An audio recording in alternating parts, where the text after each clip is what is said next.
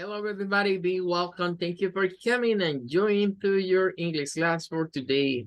Well, we are at the beginning for a new week, and as always, we have a new versicle. Okay, pay attention because it is the last versicle for the chapter 5 of Matthew, and is the versicle 48. Let's go to Matthew 5:48. Be perfect, therefore, as your heavenly Father is perfect. Okay, one more time. Be perfect, therefore, as your heavenly Father is perfect. New International Version. Well, and the value for this week is going to be perfect. Be perfect. Okay, well, we have to pay attention for this word. At first, we are going to go to the definition and to the pronunciation according to the IPA system. And then we're going to explain what is going to be the application for lives, for daily life. Well, at first, pay attention because this word can have three uses. And one of these is the adjective, but it can be to the noun, and it can be to the verb, like a verb. Well, this word can be in English for adjective, for noun, and for verb. In the case for the versicle, it's clear that is an adjective. To be, it's an adjective. It's not a noun. It's not a verb. It's the adjective. Well, and here we have something interesting because depending about if we are going to talking about this word like an adjective or like a noun, we are going to use one pronunciation. That is this, and is with the first syllable, P-E-R, like per. It's like an E for Spanish, per. And then for the other syllable, and is this one, the letter E is going to be a short E, and we're going to say something like perfect, perfect, perfect. Well, but if we are going to use this word like a verb, we have to use for this part, for the first syllable, the schwa, her. And for the last part of the second syllable, we are going to use peck, perfect, perfect, perfect, perfect, perfect. It's a little difference, but it's important to know. Well, and here we have something else. For the adjective, the use is for conforming absolutely to description or definition of an ideal type, like a perfect spur or maybe a perfect gentleman, and can be excellent and complete beyond practical or theoretical improvement. And like a noun, for example, the perfect tense. The perfect tense is like a noun. And for verb, it's going to be like to finish, completion, or bring to perfection. Well, and according to the dictionary, we have the orange. It's one word that we pay attention for the English, Spanish, and French. It's a similar word in writing and a little bit in pronunciation. And that is because it comes from the Latin, and the word in Latin is perfectus. Well, the meaning for this is to finish or to bring to completion, or like to make or like to do. And maybe we are going to find that past participle suffix. This is a very, very French word. And for that, the difference between maybe a little bit in Spanish and French and English. Well, And that's gonna be all. But remember, the value for this week is be perfect. Be perfect. Okay, and that's gonna be all. Bueno, bienvenidos, gracias a todos por conectarse. Vamos a trabajar, ¿verdad? Con este versículo esta semana. Pero debemos ver la aplicación práctica. Ya vimos lo que nos dice el diccionario respecto de la frase. Jesús en Mateo 5:48 nos dice, sed pues vosotros perfectos como vuestro Padre que está en los cielos es perfecto. Está claro, ¿verdad? Que aquí la palabra perfección no debemos de verla como la definición de lo que no tiene error o lo que es sin mancha o lo que, digamos, no tiene ningún destello de algo malo. Cuando lo vemos así, to be perfect, ser perfectos, podría ponérsenos como en un nivel muy alto o que nos quedaríamos como muy cortos en términos de nuestras cualidades, casi reprobadas, ¿verdad? Delante de Dios. La perfección no significa necesariamente ser el mejor o ser lo mejor de algo. En ese sentido, Jesús lo utilizó en otra forma. Está claro que decir que uno de nosotros, es decir, un ser humano, va a ser perfecto, se vuelve una utopía realmente, es algo utópico. Por lo cual, lo que debemos de rescatar como de aplicación práctica a nuestras vidas es que el hombre, la perfección debe de definirse en términos teológicos, digámoslo, como la búsqueda constante de ser mejor. La búsqueda constante de ser mejor.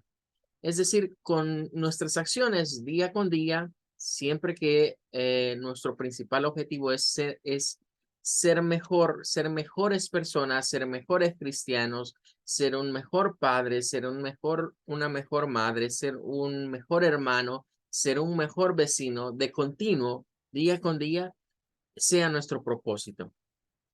Así debemos de ver la perfection en este caso, la perfección. Ahora, Jesús nos dice que el Padre Celestial, Él es perfect y que lo imitemos a Él o que tratemos de ser como Él. No se nos olvide que este es el cierre del tema de Love Your Enemies.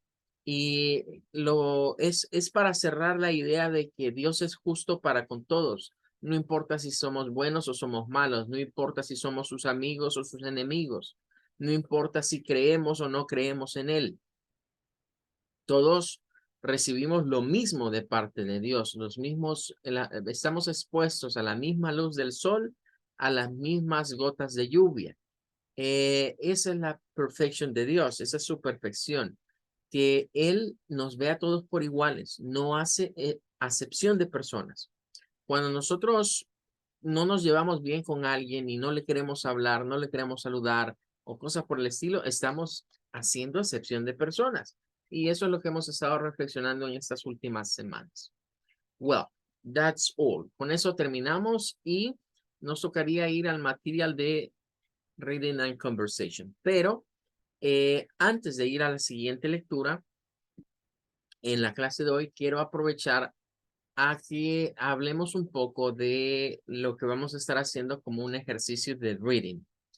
Les compartí un par de documentos, ¿verdad? Espero que todos los hayan recibido. Uno está en English y el otro está en Spanish. Voy a centrarme obviamente en el que está en English. El de Spanish quiero que nos sirva eh, como una ayuda, por si en dado momento la lectura en inglés se nos vuelve como muy pesada o no encontramos la idea del autor. Vamos a leer el título en inglés, es este, The Screwtape Letters, así se llama, The Screwtape Letters. Ya habrán visto que la traducción le da un nombre que suena raro.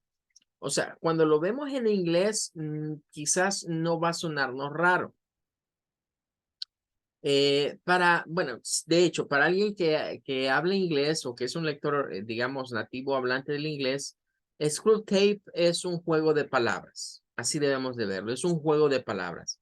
Screw viene de parecido a un desarmador. Screw es la palabra que se asocia a un desarmador. A algo que gira, que va girando o que permite como perforar algo o girar algo y atornillar o desatornillar. Y tape, pues ya sabemos que se aplica a una cinta. Es algo que sirve como una cinta. Entonces, es un juego de palabras que más adelante lo vamos a entender. Yo no me voy a meter ahorita a explicarlo porque quisiera que ustedes lo leyesen y si en dado caso van al libro en español, van a encontrar que quienes han traducido el libro tradujeron también este nombre. Y van a encontrar que en el libro en español, el nombre que estamos leyendo ahí, que es Screwtape, lo ponen como Screwtopo. O sea, de alguna manera lo tradujeron así. No sé de dónde sacaron el nombre. No sé de dónde les vino la idea de traducirlo como Screwtopo. Creo que tiene que ver un poco con la cuestión de lo que oímos, ¿verdad? Porque se parece a Screwtape. Se parece un poco. Entonces, si el título se tradujese literalmente, así como está del inglés al español, sería algo así como las cartas de Screwtape. Así sería la traducción. Pero se van a dar cuenta que en el otro libro, en el que está en español, no dice así el título. De hecho, si uno busca este libro en internet, usted lo va a encontrar con el nombre de Cartas del Diablo a su sobrino. Así se llama en español, o así le hicieron el título en español. Cartas del Diablo a su sobrino.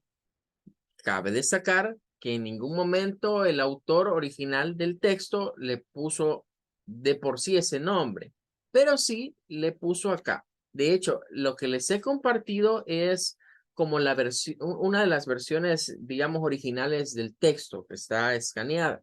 Incluso trae algunas tipografías, algunos textos, ¿verdad? Que ustedes van a ver que es casi como que hubiese sido manuscrito, como que hubiese sido como hecho a mano en ese tiempo. Trae algunas ilustraciones también. Trae el formato como de un libro de esos de fantasía. Al ir lojeando van a ver que tiene todo eso así como que fuera un libro de cuentos de fantasía. Ahora, el título es esa, que está ahí, pero tiene un subtema, o sea, como para aclararnos.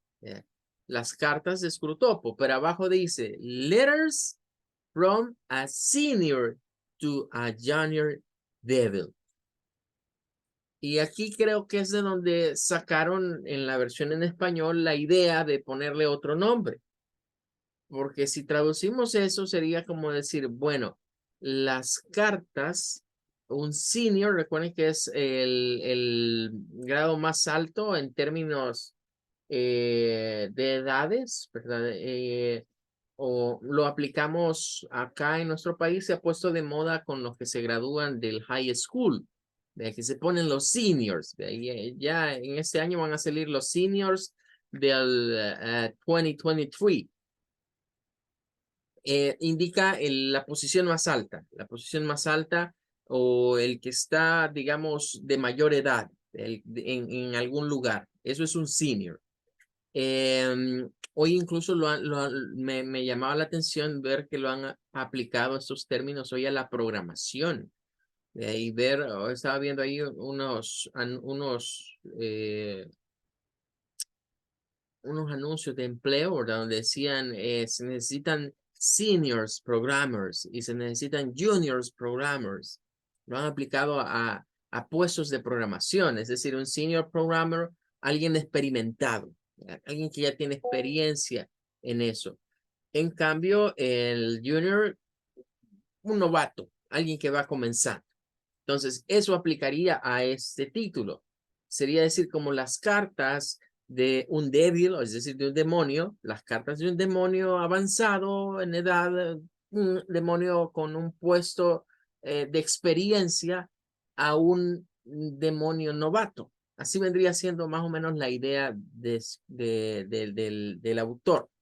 Y creo que de ahí es donde sacaron la idea de ponerle cartas del diablo a su sobrino. Ok. Ojo, no se dejen intimidar por el título, ¿verdad? Porque algunos estaban ahí, uy, teacher, ¿y qué nos va a poner a leer? ¿Qué es esto? ¿Es algún tipo de conjuro, brujería? O... No, nada que ver. De hecho, es un libro cristiano. ¿Bien? Si no me cree, investigue quién es el autor. Lea ahí en Wikipedia quién es el autor y se va a dar cuenta que el autor es un reconocido autor de libros cristianos. Es inglés, de hecho, es British, fue un británico y tiene una, bueno, hicieron unas movies de uno de las novelas, porque eso sí podríamos considerarlas como novelas, más famosas, que si no sabemos cuál es, me estoy refiriendo a Narnia. El autor suele escribir su nombre como C.S. Lewis. Así lo vamos a conocer. C.S. Lewis. La C viene de Clive, ¿verdad? La S, no me acuerdo cuál es el otro nombre, pero el apellido es Lewis. Clive Lewis sería el nombre de él. Miren lo interesante, porque aquí nos da el currículum del escritor, por lo menos a ese tiempo. Después, si ustedes buscan una biografía, van a encontrar mucha información respecto de este señor. Nos dice que era un professor of English literature.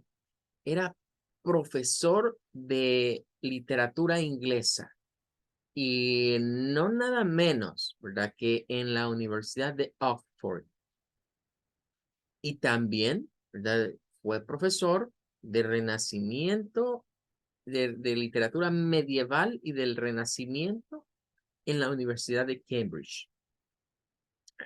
Bueno, ya con eso estamos ante una eminencia. ¿Verdad? Así deberíamos verle a C.S. Lewis como una eminencia en términos de currículum. Y eso que no hemos profundizado en más. Si ustedes conocen The Lord of the Rings, si conocen El Señor de los Anillos, El Señor de los Anillos fue hecho por G.R. Tolkien, que fue muy amigo de C.S. Lewis. Se narra que entre ellos se daban ideas. Lewis hablaba con Tolkien y intercambiaban ideas. Y había como cierta influencia de uno sobre otro, ¿verdad? Por eso, si uno compara Narnia con The Lord of the Rings o El Señor de los Anillos, ve ciertos elementos comunes entre ellos.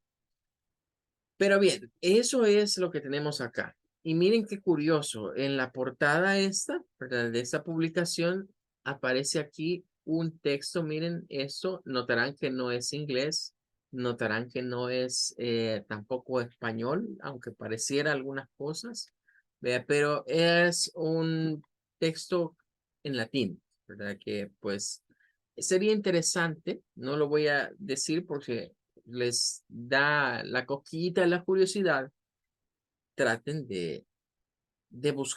traten de buscar por qué tiene eso, porque este es como uno de las ediciones como originales, digamos, que estamos viendo. Y aquí es donde ya les digo, miren, comenzamos a ver esta estructura en donde aparecen como ilustraciones, unos bocetos, los textos muy marcados, ¿verdad? Tiene una fuente, digamos, como le decimos acá, una fuente, un tipo de letra muy artística, muy artística. E incluso aquí nos dice quiénes son los que están detrás de esas fuentes.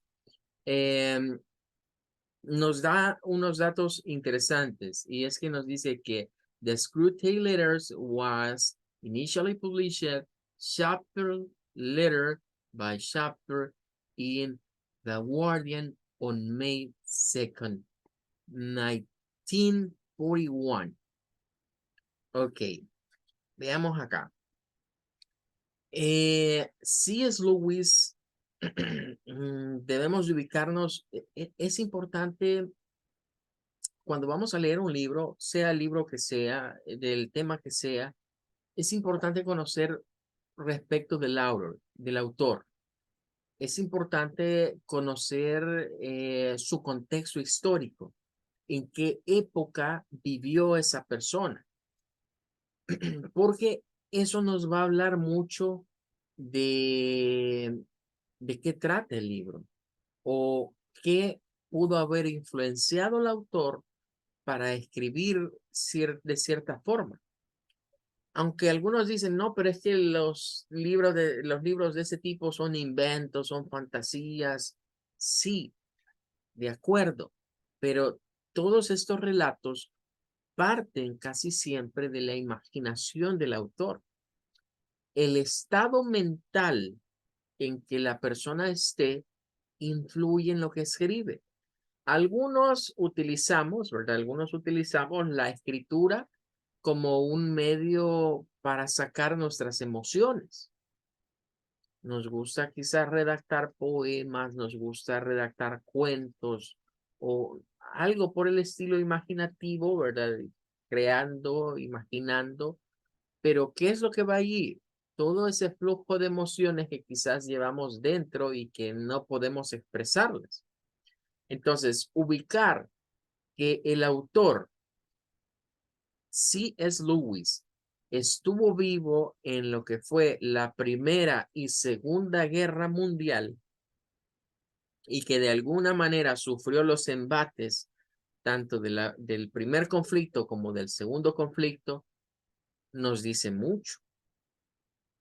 Estamos hablando que este señor publicó este texto que estamos viendo ahorita acá,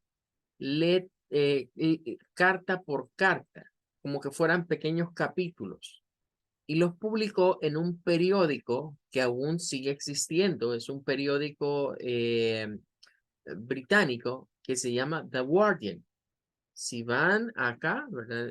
A Internet y buscan The Guardian, van a ver que ese periódico todavía sigue publicando.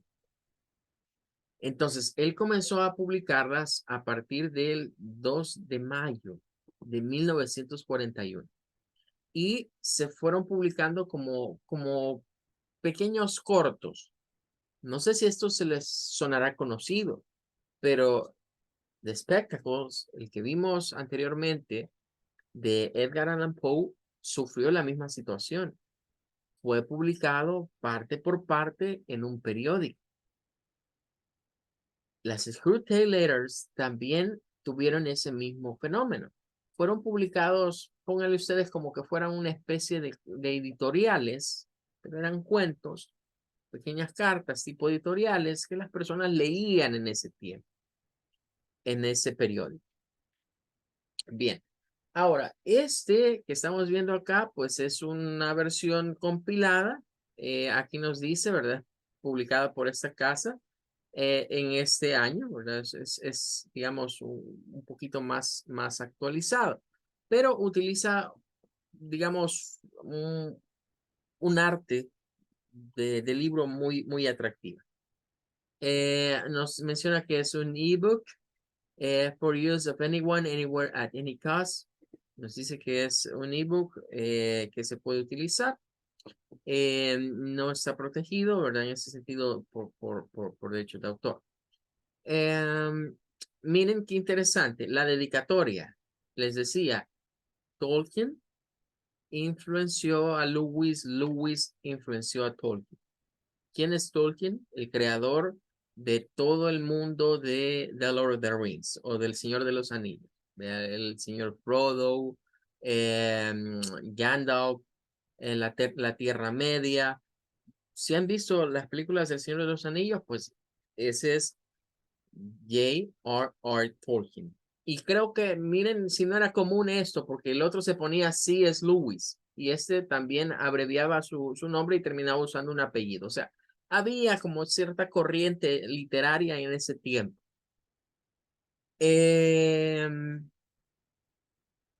Bueno, y no se nos olvide el antecedente de la guerra, porque si ustedes ven El Señor de los Anillos, fue escrito casi en el mismo tiempo que este de Screwtape, y el ambiente de la war, de la First and Second World War, sin duda influenció a estos señores.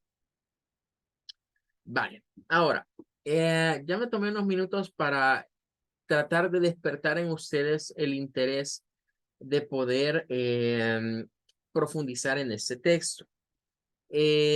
Vamos a comenzar a partir de esta semana. Hoy tenemos Monday, entonces ustedes van a tener desde hoy, porque el Friday vamos a dedicarlo a este texto. Lunes, si se puede, voy a hacerlo quizás desde el martes. Perdón, lo vamos a hacer desde el viernes, pero esta semana vamos a arrancar hoy lunes. Y la siguiente semana voy a tratar de hacérselo llegar desde el día Friday. Lo que vamos a ir leyendo, porque la intención es que mientras estemos con nuestro manual de Reading and Conversations, alternamente estemos con este texto. Y que podamos, al finalizar Reading and Conversation, no solo hayamos practicado con el manual, sino que por lo menos podamos decir, bueno, leímos un libro que no es cualquier libro, quiero destacar. Es un libro muy bueno, es un libro que tiene muchas figuras literarias, tiene mucha redacción en un inglés que si uno se compenetra con la lectura, le va hallando mucha gracia. Y repito, no se dejen intimidar por el nombre. No hay que caer en esa trampa que a veces, como que cuando vemos Devil, The Devil y cosas así, pensamos, uy, qué feo es esto. Van a ver que no. Vamos a ver.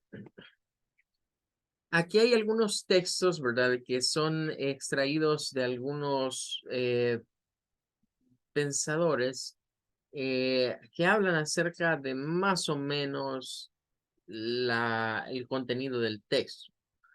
Pero bien, para esta semana voy a dejar que leamos lo que vendría siendo el prefacio, que comienza aquí. Estamos en la page 7 de acuerdo al contador acá.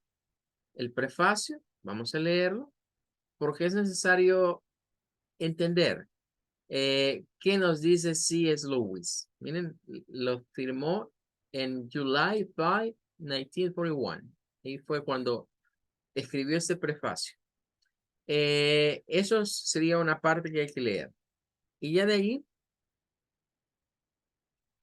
después del prefacio, vamos a leer también lo que sería esta, que es la primera carta. O sea, para esta semana arrancamos leyendo el prefacio y arrancamos leyendo la carta 1 o the first letter, que es esta, la primera carta. Esa comienza, digamos, en la page number 12, página 12 del documento, y termina acá, página 13. Como son como cartas, ¿verdad? Por eso se llaman letters. Es como que si usted le pasa esto como el filtro de una friendly letter, como una carta amistosa, se va a dar cuenta que eso es.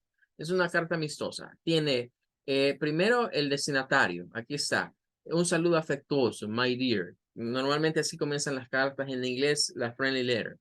Luego va a ver que comienza la introducción, después va el cuerpo de la carta, que sería ya como el mensaje, ¿verdad? Central de lo que le está diciendo. Vienen algunas ideas y luego, ¿verdad? Va una salutation, va la despedida, ¿verdad? Que sería esto que está acá, y luego va la firma, la signature, el que sella, que es, claro, es Screwtape. Vamos a trabajar entonces esta semana con esto. Repito, necesito, requiero que para el día viernes, para este viernes, this Friday, usted antes de la clase haya ya leído el prefacio de este texto, que es esta parte de aquí, y además del prefacio, haya leído ya lo que vendría siendo la carta 1 o the first letter, la primera carta, que es esta que está acá. Eso sería, digamos, lo que les estaría solicitando. Ahora, decía, si la lectura sienten ustedes que se vuelve pesada, cuando digo pesada significa que quizás hayan cosas que vamos a ir leyendo y que no comprendí, o me he encontrado con mucha palabra que no estoy seguro de su significado y quizás me está tocando recurrir a cada momento a un diccionario para ver qué significan o a un traductor para ver qué significa eso. Si llega a sucederle eso, mi sugerencia es que acuda a lo que sería el libro en español y lea la carta 1 y el prefacio del libro que está en español. Ahora, cuando ya lo haya hecho, regrese aquí y de ser posible trate de tener en paralelo los dos. De un lado el inglés y de un lado el español.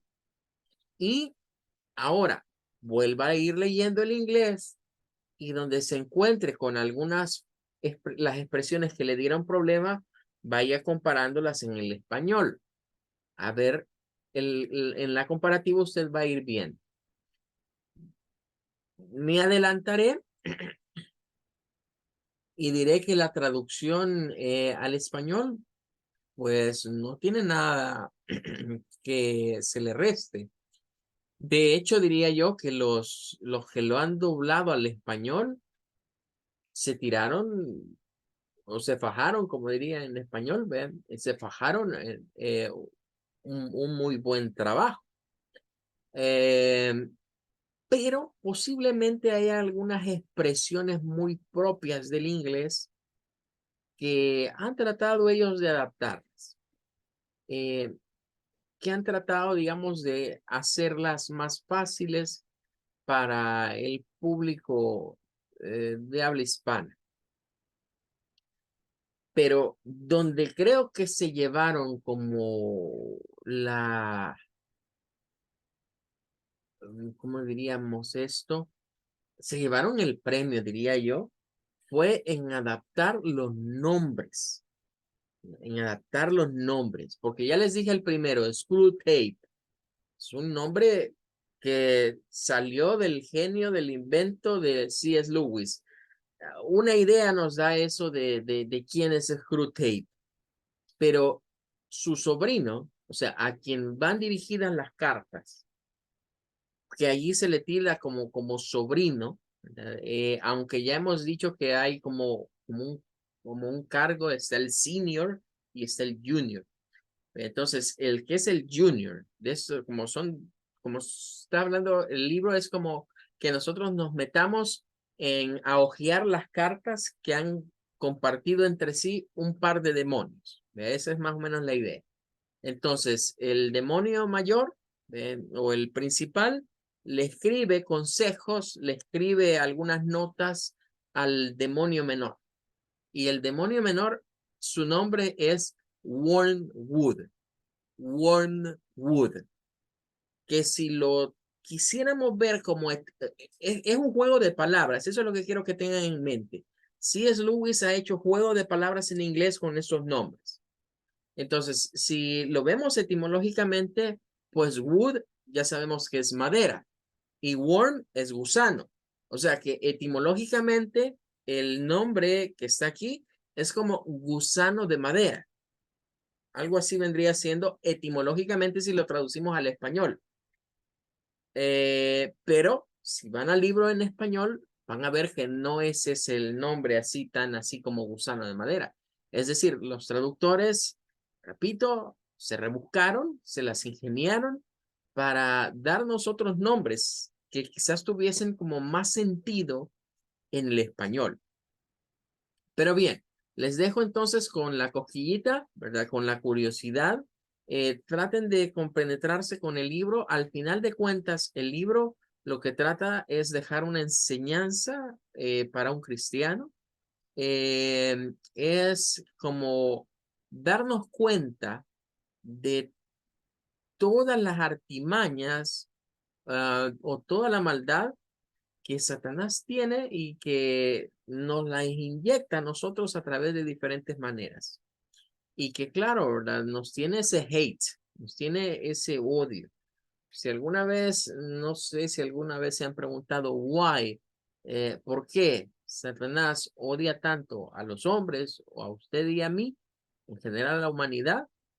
Pues la respuesta es muy sencilla y es que para nosotros hay un plan de salvación de acuerdo a lo que está planteado en la Biblia, pero para él no. ¿Ve? Entonces, claro, eso es lo que lo ha molestado desde el principio de los tiempos, que sabe que él está condenado y que nosotros podemos salvarnos de esa condenación. Entonces, el libro va más o menos enfocado a esa parte. Pero en medio, créanme que tiene muchas joyas eh, literarias que como clase de inglés no debemos pasar por alto. Eh, bueno, y cierro con esto. Imagínense, ¿cómo no irá a ser este libro de relevante si fue escrito por un profesor de literatura inglesa con uno de los currículums más impresionantes a nivel de escritores británicos?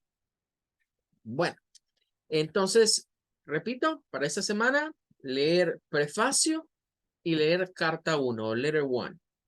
El viernes, la dinámica va a ser una especie de conversatorio. We're going to make a conversation. Vamos a hacer algunas preguntas, vamos a traer algunas ideas, algunas preguntas generales para, al haber usted leído, que pueda compartir. What do you think about it? Well, time is over. That's gonna be all for today. Thank you for staying. Thank you for being with me. Tomorrow we have another class. Tomorrow we are going to continue reading and conversation topic. Goodbye. Take care. Good night, teacher. Have a good one. Thank you.